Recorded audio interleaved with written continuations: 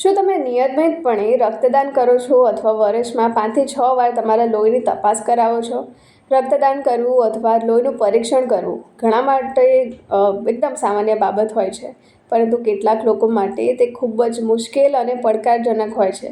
ખરેખર થાય શું છે કે કેટલાક લોકો ઘામાંથી લોહી નીકળતું જોઈને ક્યાં તો પછી રસીકરણ દરમિયાન લોહી નીકળતું જોઈને બેભાન થઈ જાય છે, તેમને ચક્કર આવે છે, ઉલટીઓ જેવું પણ થાય છે. અને તેમની પ્રતિક્રિયા ભલે તમને આશ્ચર્યજનક લાગતી હોય, પણ તેમનો જે આ ડર છે એકદમ વાસ્તવિક હોય છે. મેડિકલ લેંગ્વેજમાં આ સ્થિતિને વાસોવેગલ સિન્કોપ કહેવામાં આવે છે.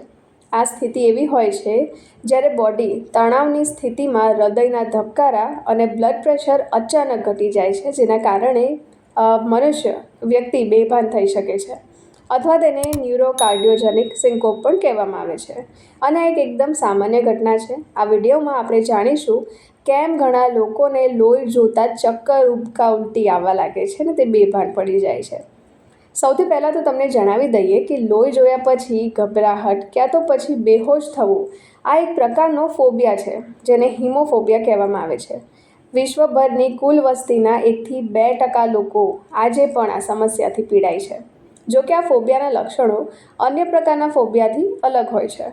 જો આપણે તેના લક્ષણો વિશે વાત કરીએ તો જ્યારે વ્યક્તિ હિમોફોબિયાથી પીડિત હોય ત્યારે લોહી જોયા પછી તેના હૃદયના ધબકારા અને બ્લડ પ્રેશર ખૂબ જ ઝડપથી ઘટવા લાગે છે. બ્લડ પ્રેશરમાં અચાનક ઘટાડો થવાને કારણે મગજમાં લોહીનો પ્રવાહ ધીમો થઈ જાય છે, જેના કારણે હોશ ઉડી જાય છે લોકોના. અને બ્લડ પ્રેશરમાં અચાનક ઘટાડો થવાને વાસોવેગલ પ્રતિભાવ કહેવામાં આવે છે. જો તેના બીજા અન્ય લક્ષણો વિશે વાત કરીએ તો શ્વાસની તકલીફ થવી, છાતીમાં દુખાવો થવો, અચાનક ચક્કર આવવા અને હૃદયના ધબકારામાં અચાનક વધારો થવો તે પણ હિમોફોબિયાના અન્ય લક્ષણો છે. કેટલાક લોકોને આ ફોબિયા તેમના પૂર્વજો પાસેથી વારસામાં મળે છે, એટલે કે તે વારસાગત હોય છે.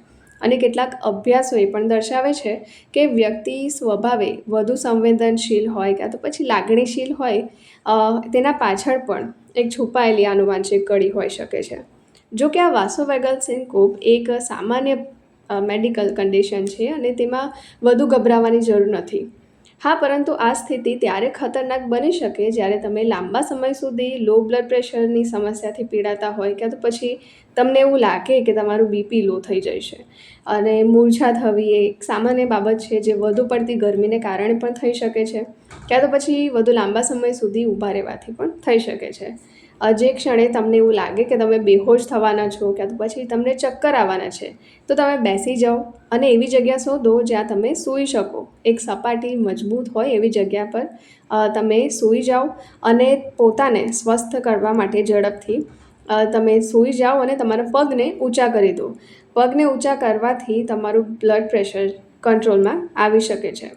આની જ સાથે જ્યારે પણ તમે બ્લડ ટેસ્ટ કરાવવા જાઓ છો, ક્યાં તો પછી એન્યુઅલ મેડિકલ ચેકઅપ હોય, તો તમે આ બાબતોનું ધ્યાન રાખો કે પોતાને શાંત રાખો, શરીરને હળવું છોડી દો અને 100 તરફ ધ્યાન ના આપો.